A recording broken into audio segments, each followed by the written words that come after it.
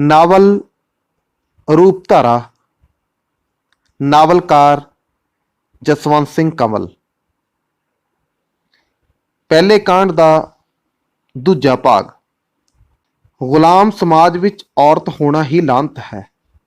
जन्म समय पत्थर, विआह समय भार, विआह पिछों वगदा नासूर, ते जे बदकिस्मती नाल ਉਹ ਮੁੜ ਕੁੜੀ ਨੂੰ ਜਨਮ ਦੇਣ ਦਾ ਗੁਨਾਹ ਕਰ ਬੈਠੇ, ਮਨਹੂਸ ਸਮਝੀ ਜਾਂਦੀ ਹੈ। ਪਿਆਰ ਤੇ ਸਤਿਕਾਰ ਉਸ ਦੀ ਜ਼ਿੰਦਗੀ 'ਚ ਸੁਪਨੇ ਬਣ ਕੇ ਆਉਂਦੇ ਹਨ ਤੇ ਹਕੀਕਤ ਵਿੱਚ ਤਾਨੇ, ਮਿਹਣੇ, ਸਾੜੇ, ਡਰ ਤੇ ਬੇਕਿਰਕ ਮਾਰ ਉਸ ਕੋਲੋਂ ਉਸ ਦਾ ਮਰਨ ਵੀ ਖੋਹ ਲੈਂਦੇ ਹਨ। ਇਹ ਉਸ ਮਰਦ ਦਾ ਸਮਾਜ ਹੈ ਜਿਸ ਕਦੇ ਔਰਤ ਨੂੰ ਜ਼ਿੰਦਗੀ ਦੀ ਦੇਵੀ ਸਮਝ ਕੇ ਪੂਜਾ ਕੀਤੀ ਸੀ। ਵਾਸਤਵ ਵਿੱਚ ਔਰਤ ਨੂੰ ਉਸ ਦੀ ਬਰਾਬਰ ਦੀ ਹੈਸੀਅਤ ਤੋਂ ਵਾਂਝਿਆ ਕਰ, ਭਾਵ ਸਮਾਜੀ ਤੌਰ ਤੇ ਬੇਹਥਿਆਰ ਕਰਕੇ ਗੁਲਾਮਾਂ ਦੀ ਵੀ ਗੁਲਾਮ ਬਣਾ ਕੇ ਰੱਖ ਦਿੱਤਾ। ਬੂੜਾ ਘਰੋਗੀ ਤਲਖੀ ਤੋਂ ਤੰਗ ਪੈ ਕੇ ਲਾਹੌਰ ਨੂੰ ਨਸ ਤੁਰਦਾ ਤੇ ਸ਼ਰਾਬ ਨਾਲ ਮਸਤ ਸੁਲਤਾਨਾਂ ਦੀਆਂ ਬਾਹਾਂ 'ਚ ਹਰ ਗਮ ਨੂੰ ਗਲਤ ਕਰ ਸੁੱਟਦਾ। ਇਸ ਵਾਰ ਵੀ ਉਸ ਜਾਂਦਿਆਂ ਹੀ ਪੁੱਛਿਆ, ਸੁਲਤਾਨੀ, ਵਿਆਹ ਬਾਰੇ ਤੇਰਾ ਕੀ ਖਿਆਲ ਹੈ? ਬੂੜੇ ਦੀ ਪੱਗ ਦਾ ਸਿੱਧਾ ਖਲੋਤਾ ਸ਼ਮਲਾ ਸਵਾਲੀਆ ਫੁੱਲ ਬਣਿਆ ਹੋਇਆ ਸੀ। ਅੱਜ ਸੁਲਤਾਨਾ ਉਸ ਨੂੰ ਕਿਤੇ ਉਦਾਸ ਜਾਪ ਰਹੀ ਸੀ। ਦੇਖ ਬੂੜ, ਮੈਨੂੰ ਤੇਰੇ ਨਾਲ ਸੱਚੇ ਦਿਲੋਂ ਕੁਝ ਹਮਦਰਦੀ ਹੋ ਗਈ ਹੈ, ਕਿਉਂਕਿ ਤੂੰ ਬੜਾ ਭੋਲਾ ਹੈ। ਸ਼ਾਇਦ ਤੇਰੇ ਨਾਲੋਂ ਮੈਨੂੰ ਖੁਦ ਹਮਦਰਦੀ ਦੀ ਬਹੁਤੀ ਭੁੱਖ ਹੈ, ਪਰ ਤੂੰ ਇੱਕ ਤਰ੍ਹਾਂ ਦਾ ਜੰਗਲੀ ਵੀ ਹੈ ਕਿ ਕਈ ਵਾਰ ਰਤਨ ਬਾਈ ਦੇ ਸਾਹਮਣੇ ਵੀ ਊਲ ਜਲੂਲ ਬਕਣੋਂ ਨਹੀਂ ਹਟਦਾ। ਸੁਲਤਾਨਾ ਨੇ ਪੈਂਦੀ ਸੱਟੇ ਬੂੜੇ ਦਾ ਮਾਵਾ ਲਾਹ ਸੁੱਟਿਆ। ਸਾਨੂੰ ਕਿਸੇ ਹੱਦ ਅੰਦਰ ਰਹਿ ਕੇ ਹਰ ਆਏ ਗਾਹਕ ਨਾਲ ਗੱਲ ਕਰਨੀ ਪੈਂਦੀ ਹੈ।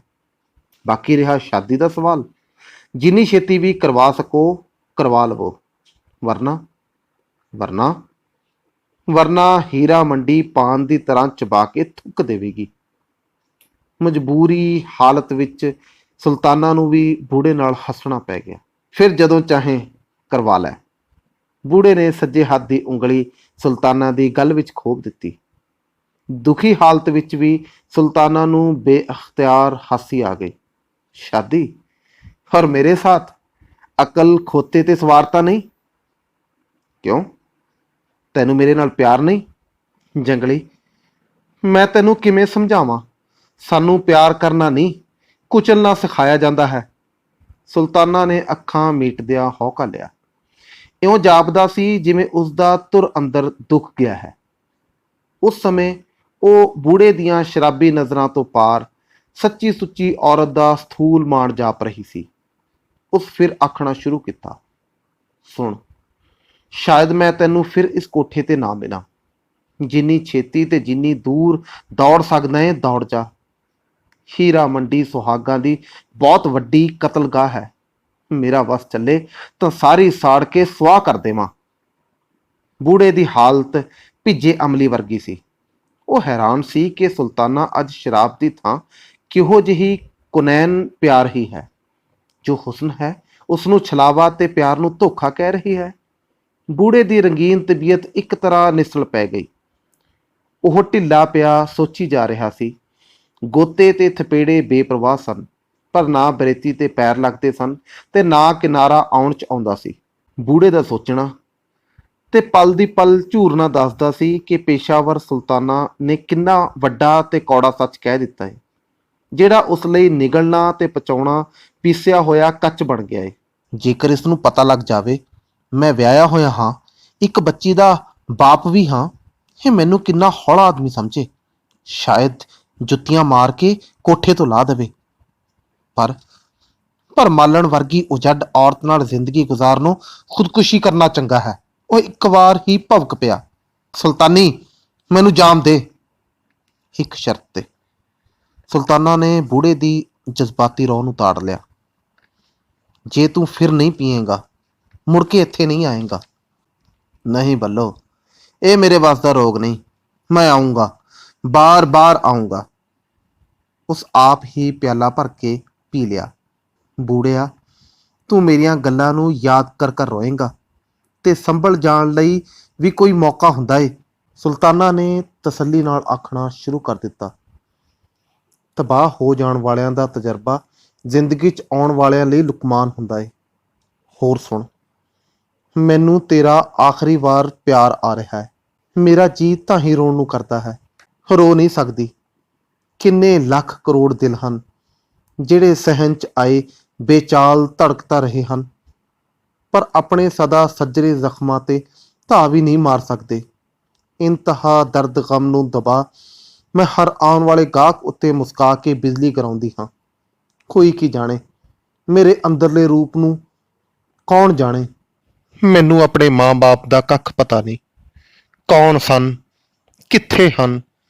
ਜਿਸ ਮੈਨੂੰ ਥੋੜ੍ਹਾ ਬਹੁਤ ਜਾਣਿਆ, ਹਮਦਰਦੀ ਦਿੱਤੀ, ਜ਼ਿੰਦਗੀ ਦੀ ਅਹਿਮੀਅਤ ਜਗਾਉਣ ਵਾਲਾ ਪਿਆਰ ਦਿੱਤਾ, ਉਹ ਮੇਰਾ ਮਹਿਬੂਬ ਪਿਛਲੇ ਹਫ਼ਤੇ ਬੜੀ ਬੇਰਹਿਮੀ ਨਾਲ ਕਤਲ ਕਰਵਾ ਦਿੱਤਾ ਗਿਆ। ਫਿਰ ਉਸ ਦੀਆਂ ਅੱਖਾਂ ਵਹਿ ਤੁਰੀਆਂ। ਬੂੜੇ ਨੂੰ ਇਸ ਤਰ੍ਹਾਂ ਜਾਪਿਆ ਜਿਵੇਂ ਇਹ ਝੀਲਾਂ ਦਰਿਆ ਹੋ ਗਈਆਂ ਹਨ ਤੇ ਬਹੁਤ ਛੇਤੀ ਇਹ ਦਰਿਆ ਤੂਫਾਨ ਬਣ ਜਾਣਗੇ। ਫਿਰ ਪਤਾ ਨਹੀਂ ਕੌਣ ਬਚੇ ਕੌਣ ਨਾ ਬਚੇ। ਬੂੜੇ ਦੇ ਦਿਮਾਗ 'ਚ ਹੀ ਸੀ, ਸੁਲਤਾਨਾ ਦਾ ਸਿਰਫ ਮੈਂ ਹੀ ਆਸ਼ਕ ਹਾਂ। ਉਸ ਲਈ ਅਜਿਹੀ ਦਰਦ ਨਝਾੜੀ ਹਾਲਤ ਵਿੱਚ ਵੀ ਹਮਦਰਦੀ ਦੇਣੀ ਔਖੀ ਹੋ ਰਹੀ ਸੀ। ਸੁਲਤਾਨਾ ਦੇ ਆਖਣ ਮੁਤਾਬਕ ਉਹ ਉਸਦੇ ਆਖਰੀ ਬੋਲ ਹੀ ਸਨ। ਉਹ ਇੱਕਦਮ ਭਰੀ ਤਪੀ ਦੁਪਹਿਰ ਵਿੱਚ ਹੀ ਗੁੰਮ ਹੋ ਗਈ। ਰਤਨ ਬਾਈ ਦਾ ਖਿਆਲ ਸੀ ਕਿ ਉਹ ਕਲਕੱਤੇ ਦੌੜ ਗਈ ਹੈ। ਖਾਨ ਦੇ ਵਿਸ਼ਵਾਸ ਅਨੁਸਾਰ ਉਹ ਰਾਵੀ ਵਿੱਚ ਡੁੱਬ ਕੇ ਮੋਈ ਸੀ। ਬੂੜੇ ਦਾ ਬੁਰਾ ਹਾਲ ਸੀ। ਉਹ ਕੋਈ ਅੰਦਾਜ਼ਾ ਵੀ ਨਹੀਂ ਸੀ ਲਾ ਸਕਦਾ, ਜਿਸ ਨੂੰ ਥੋੜ੍ਹੀ ਬਹੁਤ ਅਸਲੀਅਤ ਦਾ ਵੀ ਪਤਾ ਸੀ। ਮਾਰੂ ਖਾਮੋਸ਼ੀ ਨੇ ਉਸਦਾ ਚਿਹਰਾ ਭਿਆਨਕ ਬਣਾ ਦਿੱਤਾ। ਉਹ ਹਮੇਸ਼ਾ ਬੁੱਲ ਟੁੱਕਦਾ ਰਹਿੰਦਾ। ਊਂਘ ਦੇ ਖਿਆਲਾਂ ਵਿੱਚ ਵੀ ਉਹ ਸੁਲਤਾਨਾ ਦੇ ਹਸੀਨ ਪਿਆਰ ਤੇ ਮਰ ਜਾਂਦਾ। ਉਸ ਦੇ ਸਲੀਕੇ, ਨਾਜ਼ੋ ਅਦਾ ਅਤੇ ਚੁਸਤ ਫਿਕਰਿਆਂ ਨੂੰ ਯਾਦ ਕਰ ਕਰ ਰੋ ਉੱਠਦਾ। ਜਦੋਂ ਅੰਧ ਵਿਸ਼ਵਾਸੀ ਪਿਆਰ ਭਾਵੇਂ ਕੱਚੀ ਪੱਕੀ ਹਾਲਤ ਵਿੱਚ ਹੋਵੇ, ਟੁੱਟ ਜਾਵੇ, ਸਵੇਰ ਸ਼ਾਮ ਵਿੱਚ ਬਦਲ ਜਾਂਦੀ ਹੈ ਤੇ ਸ਼ਾਮ ਰਾਤ ਹੋ ਜਾਂਦੀ ਹੈ, ਜਿਸ ਦੀ ਸਵੇਰ ਕਈ ਵਾਰ ਮੌਤ ਦਾ ਸਾਲੂ ਲੈ ਕੇ ਆਉਂਦੀ ਹੈ। ਸਮੇਂ ਦੀ ਪ੍ਰਵਾਸ ਰੁਕਦੀ ਨਹੀਂ, ਪਰ ਜਦ ਕੋਈ ਹਾਦਸਾ ਮਨੁੱਖ ਦੇ ਦਿਮਾਗੀ ਢਾਂਚੇ ਨੂੰ ਹਿਲਾ ਦਿੰਦਾ ਹੈ, ਮਨੁੱਖ ਸਮਝਦਾ ਹੈ ਸਮਾਂ ਅਚਲ ਹੋ ਕੇ ਰਹਿ ਗਿਆ ਹੈ। ਅਸਲ ਵਿੱਚ ਮਨੁੱਖ ਖੁਦ ਤੁਰਦੇ ਕਾਫਲੇ ਨਾਲੋਂ ਪਿੱਛੇ ਰਹਿ ਜਾਂਦਾ ਹੈ। ਮਹੀਨੇ ਬੀਤ ਗਏ ਸਨ, ਪਰ ਬੂੜ ਸਮਝਦਾ ਸੀ ਸੁਲਤਾਨਾ ਕੱਲ ਗਈ ਹੈ। ਖਾਨ ਨਾਲ ਪਿੰਦਿਆਂ ਉਸਨੂੰ ਯਾਦ ਆਇਆ, ਸੁਲਤਾਨਾ ਜਾਮ ਦੇ, ਇੱਕ ਸ਼ਰਤ ਤੇ, ਜੇ ਮੁੜ ਕੇ ਨਹੀਂ ਪੀਏਗਾ। ਉਹ ਭਵਕ ਪਿਆ, ਸੁਲਤਾਨਾ ਜੇ ਪੀਆਂਗਾ ਨਹੀਂ ਤਾਂ ਜੀਵਾਂਗਾ ਕਿਵੇਂ? ਮੇਰੀ ਇੰਤਜ਼ਾਰ ਤੈਨੂੰ ਮੁੜ ਆਉਣ ਲਈ ਮਜਬੂਰ ਕਰ ਦੇਵੇਗੀ। ਉਹ ਪਿਆਲਾ ਢਕਾਰ ਗਿਆ। ਹੋਰ ਫਿਰ ਹੋਰ। ਖਰਾਂਟ ਖਾਨ ਨੇ ਇੱਕ ਅੱਖ ਦੱਬ ਕੇ ਬੂੜੇ ਦੀ ਪਤਲੀ ਹਾਲਤ ਤੇ ਮੁਸਕਾਉਂਦਿਆਂ ਚੋਟ ਕੀਤੀ। ਸਰਦਾਰ ਜੀ, ਰਿਹਾਨਾ ਬਾਰੇ ਕੀ ਖਿਆਲ ਹੈ? ਖਾਨ, ਰਿਹਾਨਾ ਚਾਰ ਯੁੱਗ ਸੁਲਤਾਨਾ ਨਹੀਂ ਹੋ ਸਕਦੀ। ਸੁਲਤਾਨਾ ਤਵਾਇਫ ਨਹੀਂ ਸੀ, ਮਹਿਬੂਬ ਸੀ, ਮੁਹੱਬਤ ਦੀ ਮਲਕਾ।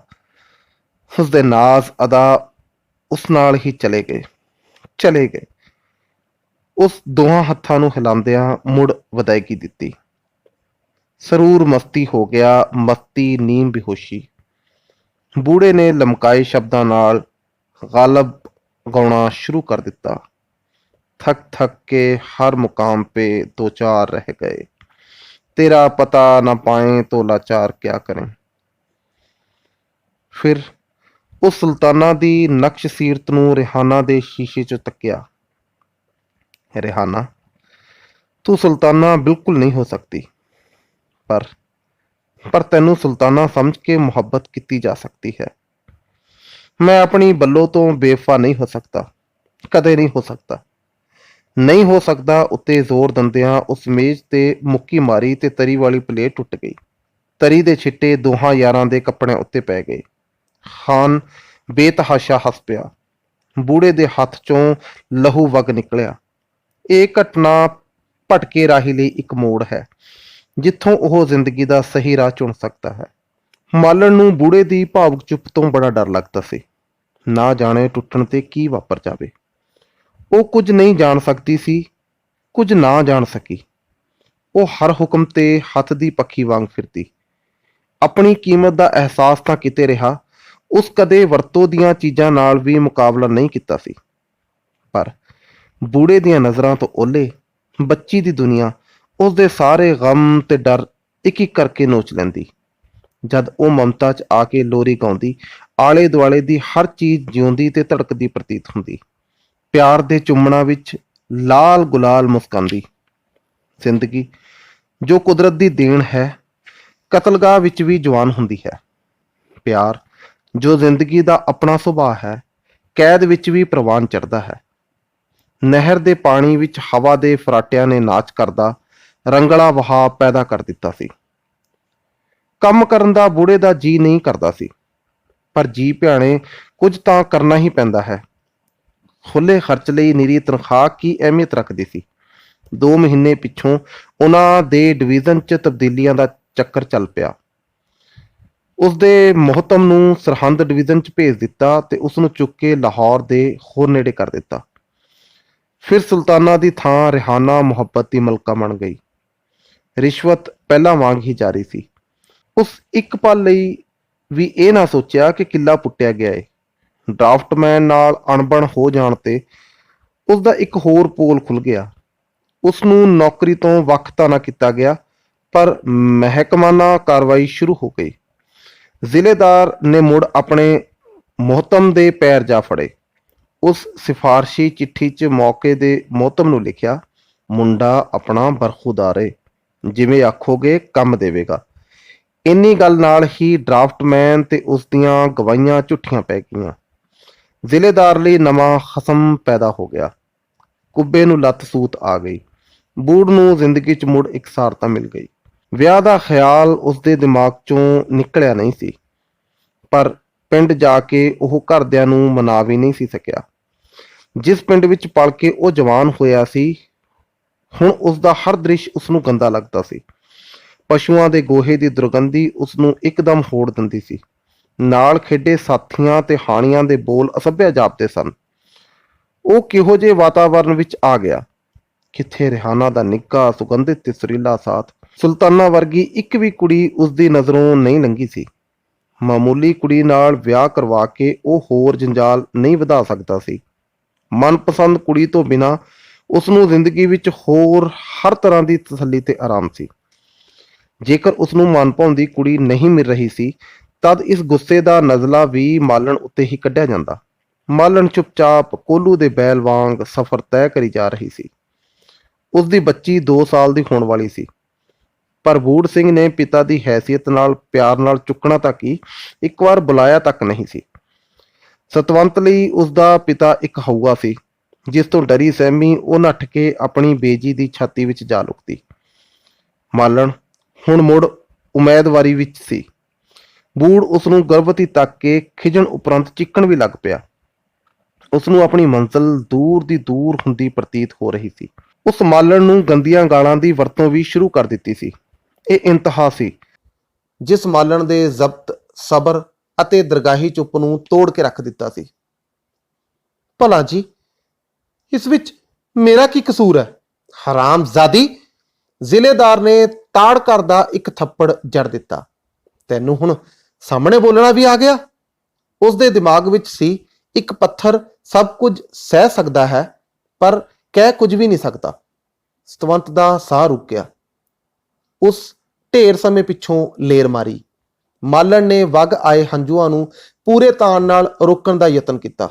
ਮਾਰੋ ਭਾਵੇਂ ਛੱਡੋ, ਮੈਂ ਤਾਂ ਤੁਹਾਡੇ ਚਰਨਾਂ ਵਿੱਚ ਹੀ ਦਿਨ ਪੂਰੇ ਕਰਨੇ ਆ। ਬਸ ਅੱਜ ਹੀ ਨੌਕਰ ਨਾਲ ਪੇਕੀ ਚਲੀ ਜਾ, ਮੈਨੂੰ ਤੇਰੀ ਲੋੜ ਨਹੀਂ। ਉਸ ਦਾ ਚਿਹਰਾ ਲੋਹਾ ਲਾਖਾ ਹੋਇਆ ਪਿਆ ਸੀ। ਉਸ ਦੇ ਮੱਥੇ ਦਾ ਤਰਸੂਲ ਬਿੱਛੂ ਦੀ ਸ਼ਕਲ ਵਿੱਚ ਵੱਟਦਾ ਜਾ ਰਿਹਾ ਸੀ। ਲੈ, ਆਖਰੀ ਸੁਣ ਲੈ, ਜੇ ਤੂੰ ਫਿਰ ਕੁੜੀ ਜੰਮੀ, ਇੱਥੇ ਆਉਣ ਦੀ ਖੇਚਲ ਨਾ ਕਰੀ। ਉਸ ਧੱਫ ਕਰਦਿਆਂ ਪੈਰ ਜ਼ਮੀਨ ਤੇ ਮਾਰਿਆ। ਚੰਬੇਲੀ ਦੀ ਮਾਸੂਮ ਕਲੀਆਂ ਭਰੀ ਡਾਲ ਹੇਠਾਂ ਕੁਚਲੀ ਗਈ। ਮਾਲਣ ਦੀ ਨੀਵੀਂ ਨਜ਼ਰ ਕੁਚਲੀ ਡਾਲ ਅਤੇ ਬੂਟ ਤੋਂ ਝੜੀ ਗਰਦ ਉੱਤੇ ਜਮੀ ਹੋਈ ਸੀ। ਜੇ ਤੂੰ ਮਾਂ ਨਾ ਹੀ ਜੰਮਦੀ, ਕੀ ਥੁੜਿਆ ਸੀ ਇਸ ਜੰਮਣ ਖੁਣੋਂ? ਜੰਮੀ ਸੀ, ਮਾਰ ਹੀ ਛੱਡਦੀ।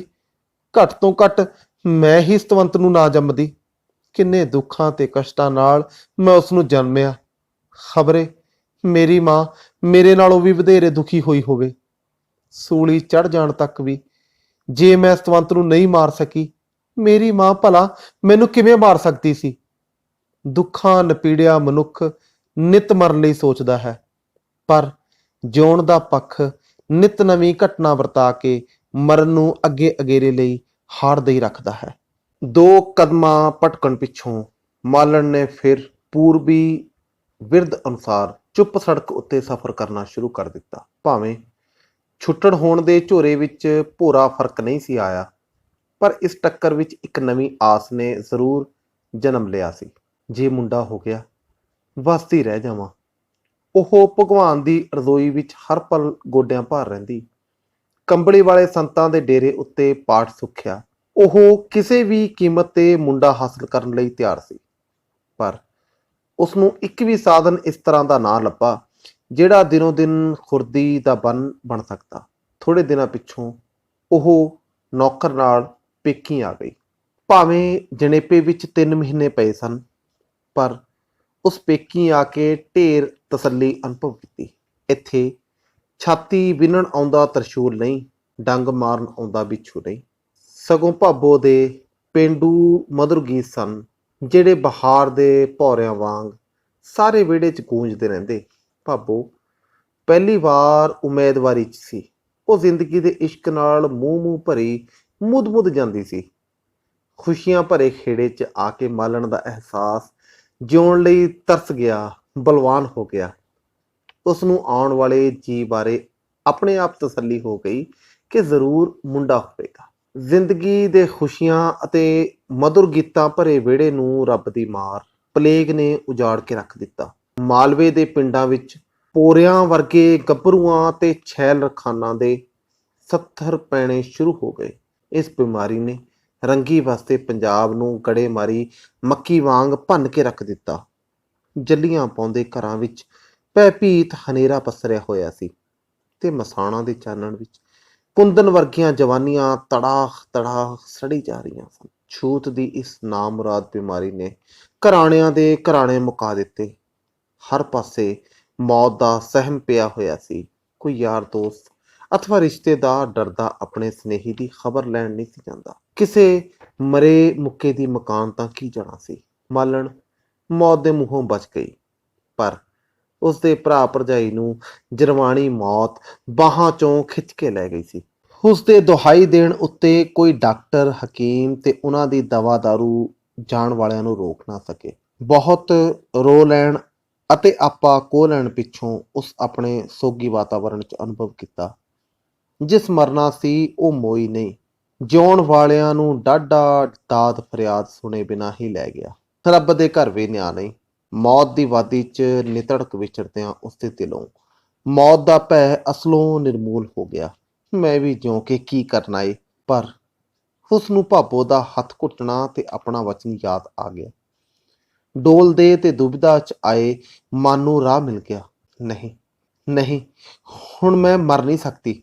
ਭਰਾ ਭਰਜਾਈ ਦੀ ਖਾਤਰ ਜ਼ਰੂਰ ਜੀਵਾਂਗੀ। ਭਰਾ ਭਰਜਾਈ ਦੀ ਮੌਤ ਨੇ ਉਸ ਵਿੱਚ ਇੱਕ ਮੋੜ ਲੈ ਆਂਦਾ। ਉਸ ਦਾ ਅਹਿਸਾਸ ਇੰਨਾ ਬਲਵਾਨ ਹੋ ਗਿਆ ਕਿ ਉਸ ਜ਼ਿੰਦਗੀ ਪਰ ਮਹਿਸੂਸ ਨਹੀਂ ਸੀ ਕੀਤਾ। ਮੌਤ ਵੱਲੋਂ ਮੂੰਹ ਮੋੜ ਮਹਾਨ ਆਦਰਸ਼ ਨੂੰ ਜਿੱਤਣ ਲਈ ਅਤੇ ਭਰਾ ਭਰਜਾਈ ਦੇ ਪਿਆਰ ਨੂੰ ਕਾਇਮ ਰੱਖਣ ਲਈ ਜਿਉਣਾ ਉਸ ਲਈ ਕੁਦਰਤੀ ਲੋੜ ਬਣ ਗਿਆ। ਕੁੜੀ ਜੰਮਣ ਅਤੇ ਛੱਡ ਦੇਣ ਦਾ ਡਰਾਵਾ ਉਸਦੇ ਦਿਮਾਗ 'ਚੋਂ ਨਿਕਲ ਗਿਆ। ਮਾਂ ਜਾਏ ਪਿਆਰ ਦੀ ਸ਼ਕਤੀ ਨੇ ਉਸ ਨੂੰ ਪ੍ਰੇਰਨਾ ਦੇਣੀ ਸ਼ੁਰੂ ਕਰ ਦਿੱਤੀ। ਉਸ ਜ਼ਿੰਦਗੀ ਦਾ ਸਫ਼ਰ ਥਿੜਕਦੇ ਕਦਮਾਂ ਦੀ ਥਾਂ ਮਜ਼ਬੂਤ ਕਦਮਾਂ ਦੇ ਨਾਲ ਜਾਰੀ ਰੱਖਣਾ ਮੰਨ ਲਿਆ। ਇੱਕ ਬੱਚੀ ਨੂੰ ਛਾਤੀ ਤੇ ਦੂਜੀ ਨੂੰ ਉਂਗਲ ਲਾਈ। ਉਹ ਸਹੁਰੇ ਘਰ ਆ ਗਈ। ਸੱਸ ਇਸ ਬਿਮਾਰੀ 'ਚ ਚਾਲੇ ਪਾ ਗਈ ਸੀ। ਸੁੰਝੇ ਘਰ ਵਿੱਚ ਉਸ ਦੀਵਾ ਡੰਗਿਆ। ਬੱਚਿਆਂ ਨੇ ਲੰਮੀ ਵੀਰਾਨੀ ਨੂੰ ਅਲਵਿਦਾ ਆਖੀ। ਸਹੁਰੇ ਨੇ ਉਸਦੇ ਅਤੇ ਬੱਚਿਆਂ ਦੇ ਸਿਰ ਉੱਤੇ ਹੱਥ ਫੇਰਦਿਆਂ ਅਨੁਭਵ ਕੀਤਾ, ਮੈਂ ਕੁਝ ਦਿਹਾੜੇ ਤੁਹਾਡੇ ਸਦਕਾ ਹੋਰ ਜੀ ਸਕਾਂਗਾ। ਮਾਲਣ ਨੇ ਮਰਨ ਵਾਲਿਆਂ ਨੂੰ ਯਾਦ ਕਰਕੇ ਰੋਣਾ ਚਾਹਿਆ, ਪਰ ਸਹੁਰੇ ਨੇ ਵੇਲੇ ਸਿਰ ਹਮਦਰਦੀ ਜਤਾਈ। ਬੀਬਾ, ਅਸੀਂ ਰੱਬ ਦੀ ਰਜ਼ਾ ਨੂੰ ਕਿਵੇਂ ਮੋੜ ਸਕਦੇ ਹਾਂ? ਬਸ ਸਬਰ ਕਰੋ। ਰੋਣ ਨਾਲ ਕੌਣ ਮੁੜਿਆ ਏ ਭਲਾ? ਬਸ ਪੁੱਤਰੀ, ਉੱਠ ਤੇ ਬੱਚਿਆਂ ਦਾ ਖਿਆਲ ਕਰ। ਮਾਲਣ ਨੂੰ ਇਉਂ ਮਹਿਸੂਸ ਹੋ ਰਿਹਾ ਸੀ ਜਿਵੇਂ ਬਿਰਧ ਦਾ ਹੀ ਇੱਕ ਸਿਰ ਤੇ ਹੱਥ ਹੈ। ਉਂਝ ਤਾਂ ਹੁਣ ਰੱਬ ਵੀ ਵੈਰੀ ਹੋ ਗਿਆ ਏ। ਜਦ ਮਨੁੱਖ ਤੋਂ ਸਭ ਆਸਰੇ ਖੁੱਸ ਜਾਂਦੇ ਹਨ, ਉਹ ਰੜੇ ਨੰਗ ਆਖੀ ਹੋ ਖਲੋਂਦਾ ਏ। ਦੂਸਰੇ ਸ਼ਬਦਾਂ 'ਚ ਉਹ ਆਪਣੇ ਤੌਰ ਤੇ ਸ਼ਕਤੀਸ਼ਾਲੀ ਹੋ ਜਾਂਦਾ ਏ, ਭਾਵੇਂ ਉਸਨੂੰ ਇਸ ਗੱਲ ਦਾ ਗਿਆਨ ਨਾ ਵੀ ਹੋਵੇ। ਹੌਲੀ ਹੌਲੀ ਮਾਲਣ ਦੇ ਦਿਲ ਤੋਂ ਇਹ ਡਰ ਵੀ ਵਹਿਮ ਦੀ ਪਰਛਾਈ ਵਾਂਗ ਜਾਂਦਾ ਰਿਹਾ। ਜੇ ਬੂੜ ਨੇ ਛੱਡ ਦਿੱਤੀ ਤਾਂ ਕੀ ਕਰਾਂਗੀ? ਮੇਰੇ ਤੇ ਬੱਚਿਆਂ ਦੇ ਭਾਗ ਸਾਡੇ ਨਾਲ ਹਨ, ਫਿਰ ਮੈਂ ਲੰਗੀ ਲੁੰਜੀ ਵੀ ਨਹੀਂ। ਉਸ ਵਿੱਚ ਸਵੈ ਭਰੋਸਾ ਜਾਗ ਪਿਆ। ਉਸ ਨੂੰ ਆਪੂ ਪ੍ਰਤੀਤ ਹੋ ਰਿਹਾ ਸੀ ਮੈਂ ਅੱਗੇ ਵਾਲੀ ਮਾਲਣ ਨਹੀਂ, ਉਸ ਦੀ ਬਾਲ ਬੱਚੀ, ਜਿਸ ਦੇ ਸਾਰੇ ਹੀ ਨਕਸ਼ ਉਸਦੇ ਭਰਾ ਨਾਲ ਮਿਲਦੇ ਸਨ। ਜਦ ਦੁੱਧ ਚੁੰਗਦੀ ਵਿੱਚੋਂ ਹੱਸ ਪੈਂਦੀ, ਕੁਦਰਤ ਦੀ ਕੁੱਖੋਂ ਨਵਾਂ ਹੁਸਨ ਫੁੱਟ ਪੈਂਦਾ। ਗੁਲਾਬ ਦੀ ਸੁਗੰਧੀ ਨਾਲ ਵਿਹੜਾ ਮਹਿਕ ਮਹਿਕ ਜਾਂਦਾ। ਮਾਲਣ ਲੰਮਾ ਹੌਕਾ ਖਿੱਚ ਕੇ ਬੱਚੀ ਨੂੰ ਹਿੱਕ ਨਾਲ ਘੁੱਟ ਲੈਂਦੀ ਤੇ ਮੂੰਹੋਂ ਅਮੋੜ ਪਿਆਰ ਨਾਲ ਨਿਕਲ ਜਾਂਦਾ, ਮੇਰੀ ਚਕਰੂਪ। ਸਤਵੰਤ ਨੇ ਤੋਤਲੀ ਜ਼ਬਾਨ ਅਨੁਸਾਰ ਪੂਰੇ ਨਾਂ ਨੂੰ ਰੂਪੀ ਚ ਢਾਲ ਲਿਆ। ਜਦ ਉਹ ਭੁੱਖੀ ਰੋਂਦੀ ਜਾਂ ਨੀਂਦੋ ਜਾਗਦੀ, ਸਤਵੰਤ ਰੂਪੀ ਰੂਪੀ ਆਖ ਚੁੱਕਣਾ ਲੋੜਦੀ, ਪਰ ਮਾਲਣ ਉਸ ਨੂੰ ਫੁੱਲਾਂ ਵਾਂਗ ਚਾ ਲੈਂਦੀ। ਮਾਲਣ ਨੂੰ ਆਪੂ ਪਤਾ ਨਹੀਂ ਸੀ ਜਗਰੂਪ ਨੇ ਉਸ ਨੂੰ ਕੀ ਦੇ ਕੇ ਨਵਾਂ ਨਰੋਆ ਬਣਾ ਦਿੱਤਾ ਹੈ, ਜਿਵੇਂ ਕਿਸੇ ਦੇ ਮਹਿਬੂਬ ਨੇ ਆਉਣਾ ਹੋਵੇ ਤੇ ਉਹ ਉਸ ਦੇ ਇੰਤਜ਼ਾਰ ਵਿੱਚ ਮਚਲ ਮਚਲ ਜਾ ਰਿਹਾ ਹੋਵੇ। ਇਸ ਤਰ੍ਹਾਂ ਦੀ ਡਰੀ ਡਰੀ ਮਾਲਣ ਜਗਰੂਪ ਨੂੰ ਪਾਲ ਰਹੀ ਸੀ। ਜ਼ਿਲ੍ਹੇਦਾਰ ਦੀ ਤਬਦੀਲੀ ਵੀ ਸਰਹੰਦ ਡਿਵੀਜ਼ਨ 'ਚ ਹੋ ਗਈ। ਉਹ ਨਵੀਂ ਥਾਂ ਜਾਂਦਾ ਕੁਝ ਦਿਨ ਲਈ ਨੂਰਪੁਰ ਰੁਕਿਆ। ਉਸ ਬੂਹਿਓਂ ਅੰਦਰ ਪੈਰ ਪਾਉਂਦਿਆਂ ਹੀ ਘਰ ਦਾ ਨਕਸ਼ਾ ਬਦਲਿਆ ਤੱਕਿਆ। ਸਫਾਈ, ਭਾਂਡਿਆਂ ਦੀ ਤਰਤੀਬ, ਗੱਲ ਕੀ ਹਰ ਚੀਜ਼ ਮੂੰਹੋਂ ਬੋਲ ਕੇ ਕਹਿ ਰਹੀ ਸੀ ਮੈਨੂੰ ਕਿਸੇ ਸੁੱਘੜ ਰਕਾਨ ਨੇ ਸਜਾਇਆ ਹੈ। ਮਾਲਣ ਵੀ ਪਹਿਲਾਂ ਵਰਗੀ ਮਾਲਣ ਨਹੀਂ ਸੀ ਰਹੀ, ਪਰ ਬੂੜ ਨੇ ਉਸ ਨੂੰ ਬੁਲਾਇਆ ਨਾ। 2 ਕਦਮਾਂ ਅੱਗੇ ਵੱਧ ਕੇ ਹੱਥ ਜੋੜਦਿਆਂ ਮਾਲਣ ਨੇ ਸਤਿ ਸ਼੍ਰੀ ਅਕਾਲ ਆਖੀ ਤੇ ਉਸ ਦੇ ਨਾਲ ਹੀ ਸਤਵੰਤ ਨੇ ਵੀ ਹੱਥ ਜੋੜਦਿਆਂ ਸਤਿ ਸ਼੍ਰੀ ਅਕਾਲ ਬੁਲਾਈ। ਜਾਪਦਾ ਸੀ ਸਤਵੰਤ ਨੂੰ ਬਹੁਤ ਕੁਝ ਸਿਖਾਇਆ ਗਿਆ ਹੈ। ਬਾਵਜੂਦ 100 ਗੁੱਸੇ ਗਿਲੇ ਦੇ ਬੂੜ ਮੁਸਕਾ ਕੇ ਸਤਵੰਤ ਦੇ ਚਪਤ ਮਾਰਨੋਂ ਨਾ ਰੁਕ ਸਕਿਆ। ਜੇ ਇਸ ਵਰਤਾਅ ਨੂੰ ਕੁਦਰਤੀ ਤੇ ਮਾਸੂਮ ਦੀ ਖਿੱਚ ਨਾ ਵੀ ਸਮਝਿਆ ਜਾਵੇ, ਤਦ ਇਸ ਦੇ ਪਿਛਵਾੜੇ ਅਜਿਹੀਆਂ ਠੋਸ ਸਮਾਜੀ ਘਟਨਾਵਾਂ ਸਨ ਜਿਹੜੀਆਂ ਕੁਝ ਇਸ ਤਰ੍ਹਾਂ ਉਲਝ ਚੁੱਕੀਆਂ ਸਨ ਜਿਨ੍ਹਾਂ ਨੂੰ ਸੁਲਝਾਏ ਬਿਨਾਂ ਉਹ ਆਪਣੇ ਇਰਾਦਿਆਂ ਵਿੱਚ ਕਾਮਯਾਬ ਨਹੀਂ ਹੋ ਸਕਦਾ ਸੀ। ਇੱਕ ਤੋਂ ਪਿੱਛੋਂ ਦੂਜੀ ਘਟਨਾ ਨੇ ਉਸ ਨੂੰ ਯਕੀਨ ਕਰਵਾ ਦਿੱਤਾ ਸੀ ਕਿ ਅੱਗੇ ਵਧਣ ਦੀ ਥਾਂ ਹਾਲਾਤ ਉਸ ਨੂੰ ਪਿਛਾਂਹ ਧੱਕੀ ਜਾ ਰਹੇ ਹਨ। ਉਹ ਜ਼ਿੰਦਗੀ ਵਿੱਚ ਹਾਰੇ ਨੌਜਵਾਨ ਦੀ ਤਰ੍ਹਾਂ ਭਟਕ ਭਟਕ ਚਾਹ ਰਿਹਾ ਸੀ, ਕਾਸ਼ ਜ਼ਿੰਦਗੀ ਦੁਬਾਰਾ ਜਿਉਣ ਦਾ ਸੁਭਾਗ ਮਿਲ ਜਾਵੇ। ਪਰ ਇਹ ਅਜਿਹੀ ਝੂਠੀ ਕਲਪਨਾ ਸੀ ਜਿਹੜੀ ਉਸ ਦੇ ਆਪਣੇ ਵਿਸ਼ਵਾਸ ਅਨੁਸਾਰ ਵੀ ਪੂਰੀ ਨਹੀਂ ਸੀ ਹੋ ਸਕਦੀ। ਉਸ ਯਕੀਨ ਕਰ ਲਿਆ ਕਿ ਜ਼ਿੰਦਗੀ ਹੁਸੀਨ ਸੁਪਨੇ ਤੋਂ ਬਿਨਾਂ ਸਹੀ ਅਰਥਾਂ ਵਿੱਚ ਠੋਸ ਜੰਜਾਲ ਹੈ, ਜਿਸ ਵਿੱਚ ਖਾਹਿਸ਼ ਨਾ ਰੱਖਦਿਆਂ ਵੀ ਮਜਬੂਰਨ ਜੀਣਾ ਪੈਂਦਾ ਹੈ। ਇਸ ਤਰ੍ਹਾਂ ਦੇ ਵਿਚਾਰ ਰੱਖਦਿਆਂ ਵੀ ਉਸ ਆਪਣਾ ਰੋਹ ਕਾਇਮ ਰੱਖਣ ਲਈ ਮਾਲਣ ਨੂੰ ਕਿਹਾ, ਮੈਂ ਤੈਨੂੰ ਆਖਿਆ ਸੀ ਤੂੰ ਆਈ ਨਾ। ਜਵਾਬ ਦੇਣ ਦੀ ਕਾਹਲੀ ਤੋਂ ਪਹਿਲਾਂ ਮਾਲਣ ਨੇ ਆਖੇ ਸ਼ਬਦਾਂ ਨੂੰ ਤੋਲਿਆ, ਜਿਨ੍ਹਾਂ ਵਿੱਚ ਸਖਤੀ ਸੀ, ਕਟੁਤਾ ਨਹੀਂ ਸੀ, ਗਿਲਾ ਸੀ ਪਰ ਨਰਮੀ ਤੋਂ ਖਾਲੀ ਵੀ ਨਹੀਂ ਸਨ। ਇਸ ਹਾਲ ਵਿੱਚ ਜਦ ਭਰਾ ਭਰਜਾਈ ਵੀ ਸਾਹ ਛੱਡ ਗਏ, ਮੈਂ ਬੱਚਿਆਂ ਨੂੰ ਦੋਹੀਂ ਬਾਹੀਂ ਚੁੱਕੀ ਕਿੱਥੇ ਜਾ ਸਕਦੀ ਸੀ। ਉਸ ਨੂੰ ਦੁੱਖ ਸੀ ਕਿ ਸਰਦਾਰ ਨੇ ਜਵਾਨ ਭਰਾ ਭਰਜਾਈ ਦਾ ਅਫਸੋਸ ਮੂੰਹ ਰੱਖਣ ਲਈ ਵੀ ਨਹੀਂ ਸੀ ਕੀਤਾ। ਮੈਨੂੰ ਨਹੀਂ ਪਤਾ, ਉਸ ਤਲਖ ਹੁੰਦਿਆਂ ਨਾਸਾਂ ਨੂੰ ਫੁਕਾਰਿਆ। ਸਤਵੰਤ ਉਸ ਦੀ ਇਸ ਹਰਕਤ ਨਾਲ ਸਹਿਮ ਗਈ। ਸਤਵੰਤ ਵੱਲ ਵੇਖਦਿਆਂ ਉਸ ਅੰਤਰੀਵ ਸੂਖਮ ਜਿਹਾ ਪਛਤਾਵਾ ਅਨੁਭਵ ਕੀਤਾ। ਮੈਂ ਅੱਗੋਂ ਪਿੱਛੋਂ ਇੱਥੇ ਹੀ ਆਉਣਾ ਸੀ। ਪਰ ਉਹ ਇੱਕ ਪਲ ਰੁਕ ਗਈ। ਉਸ ਬੂੜ ਵੱਲ ਵੇਖਿਆ। ਉਸ ਨੂੰ ਕਹੀ ਜਾਣ ਵਾਲੀ ਗੱਲ ਦਾ ਇੰਤਜ਼ਾਰ ਸੀ। ਪਰ ਤੁਸੀਂ ਜੋ ਵੀ ਕਰਨਾ ਚਾਹੁੰਦੇ ਹੋ ਕਰ ਲਵੋ, ਮੇਰੀ ਕੋਈ ਚਿੰਤਾ ਨਾ ਕਰੋ। ਮੈਂ ਤੁਹਾਡੀ ਖੁਸ਼ੀ ਵਿੱਚ ਕਿਸੇ ਵੀ ਤਰ੍ਹਾਂ ਦੀ ਭੰਗਣਾ ਨਹੀਂ ਪਾਵਾਂਗੀ। ਮੈਥੋਂ ਜੋ ਲਿਖਵਾਉਣਾ ਏ ਲਿਖਵਾ ਲਵੋ, ਪਰ ਮੈਂ ਇਸ ਘਰੋਂ ਬਿਲਕੁਲ ਨਹੀਂ ਜਾਵਾਂਗੀ। ਤੁਹਾਨੂੰ ਕੋਈ ਦੁੱਖ ਤਕਲੀਫ ਨਹੀਂ ਦੇਵਾਂਗੀ। ਜੇਰਾ ਤੇ ਜ਼ਬਤ ਕਰਦਿਆਂ ਵੀ ਉਸਦੇ ਹੰਝੂ ਨਾ ਰੁਕ ਸਕੇ। ਉਹ ਨਿੱਤ ਦਾ ਝੰਜਟ ਮੁਕਾ ਦੇਣਾ ਚਾਹੁੰਦੀ ਸੀ ਤੇ ਚਾਹੁੰਦੀ ਸੀ ਕਿ ਰਾਤੋਂ ਸੁਕਾਣੇ ਸੰਸਿਆਂ ਤੋਂ ਆਜ਼ਾਦ ਹੋ ਕੇ ਬੱਚਿਆਂ ਨੂੰ ਪਾਲੇ, ਕਿਉਂਕਿ ਉਸ ਆਪਣੀ ਜ਼ਿੰਦਗੀ ਨੂੰ ਬੱਚਿਆਂ ਨਾਲ ਜੋੜ ਲਿਆ ਸੀ। ਬੂੜ ਨੂੰ ਯਕੀਨ ਨਹੀਂ ਸੀ ਆਇਆ ਕਿ ਇੰਨੀਆਂ ਸਪਸ਼ਟ ਤੇ ਖਰੀਆਂ ਗੱਲਾਂ ਉਸਦੀ ਅਨਪੜ੍ਹ ਪਤਨੀ ਮਾਲਣ ਨੇ ਹੀ ਆਖੀਆਂ ਹਨ। ਉਸ ਅਧਮਿੱਟੀਆਂ ਅੱਖਾਂ ਨਾਲ ਮਾਲਣ ਦੇ ਚਿਹਰੇ ਨੂੰ ਡੂੰਘੀ ਨੀਝ ਬੰਨ ਕੇ ਤੱਕਿਆ। ਇੱਕ ਫੈਸਲਾ, ਇੱਕ ਇਰਾਦਾ ਉਸਦੇ ਮੂੰਹ ਤੋਂ ਸਾਫ਼ ਪੜਿਆ ਜਾ ਸਕਦਾ ਸੀ। ਸੁਲਤਾਨਾ ਪਿੱਛੋਂ ਇੰਨੀਆਂ ਖਰੀਆਂ ਗੱਲਾਂ ਉਸਨੂੰ ਕਦੇ ਕਿਸੇ ਔਰਤ ਨੇ ਨਹੀਂ ਸਨ ਆਖੀਆਂ। ਜਾਪਦਾ ਸੀ ਮਾਲਣ ਨੇ ਉਸਦੇ ਇਰਾਦਿਆਂ ਦਾ ਲੱਕ ਤੋੜ ਦਿੱਤਾ ਹੈ। ਉਸ ਛਿੱਥਾਪਣ ਅਨੁਭਵ ਕਰਦਿਆਂ ਵੀ ਜਬੇ ਨਾਲ ਆਖਿਆ, ਸੋਚ ਲੈ। ਉਸਦਾ ਰਵੱਈਆ ਦੱਸਦਾ ਸੀ ਕਿ ਉਹ ਖੁਦ ਸਮਝੌਤਾ ਕਰਨਾ ਚਾਹੁੰਦਾ ਹੈ। ਮੈਂ ਸੋਚਾਂ ਨਾਲ ਦਿਹਾੜੇ ਪੂਰੇ ਨਹੀਂ ਕਰ ਸਕਦੀ, ਕੁਝ ਕਰਨ ਵਾਲਾ ਸੋਚੇਗਾ। ਮੈਂ ਤਾਂ ਔਖਿਆਂ ਸੌਖਿਆਂ ਬੱਚੀਆਂ ਪਾਲ ਲੀਆਂ ਨੇ। ਇਹ ਇੱਕ ਹੋਰ ਚੋਟ ਸੀ ਜਿਹੜੀ ਬੂੜ ਸਿਰ ਆ ਪਈ ਸੀ। ਅੱਛਾ, ਬਹੁਤ ਛੇਤੀ ਇੱਕ ਪਾਸਾ ਹੋ ਜਾਏਗਾ। ਬੂੜ ਨੂੰ ਠੀਕ ਉੱਤਰ ਨਹੀਂ ਔੜਿਆ ਸੀ, ਪਰ ਉਹ ਆਪੀ ਪੈਦਾ ਕੀਤੀ ਗੱਲਬਾਤ ਨੂੰ ਖਤਮ ਕਰ ਦੇਣਾ ਚਾਹੁੰਦਾ ਸੀ। ਅਸਲ ਵਿੱਚ ਮਾਲਣ ਹੱਥੋਂ ਉਸ ਜ਼ਿੰਦਗੀ ਵਿੱਚ ਪਹਿਲੀ ਵਾਰ ਹਾਰ ਮਹਿਸੂਸ ਕਰ ਰਿਹਾ ਸੀ। ਗਲਤ ਸੋਚਾਂ, ਨਾਕਾਮ ਇਰਾਦਿਆਂ ਤੇ ਪਤਲੀਆਂ ਕਾਮਨਾਵਾਂ ਨੇ ਉਸਨੂੰ ਸਾਰੀ ਰਾਤ ਸੂਲੀ ਤੇ ਟੰਗੀ ਰੱਖਿਆ। ਅਜੀਬ ਤਰ੍ਹਾਂ ਦੀ ਤੜਫਣੀ ਨੇ ਉਸਦਾ ਚੈਨ ਹਰਾਮ ਕਰ ਦਿੱਤਾ ਸੀ। ਵਿਆਹ ਕਰਾਉਣ ਵਿੱਚ ਹਰਜ ਵੀ ਕੀ ਹੈ, ਉਹ ਆਪੇ ਇਸੇ ਪਿੰਡ ਰਹੇਗੀ। ਪਰ ਸੁਲਤਾਨਾ ਵਰਗੀ ਔਰਤ ਮਿਲੇ ਵੀ, ਇਸ ਦਾ ਉਸ ਕੋਲ ਕੋਈ ਜਵਾਬ ਨਹੀਂ ਸੀ।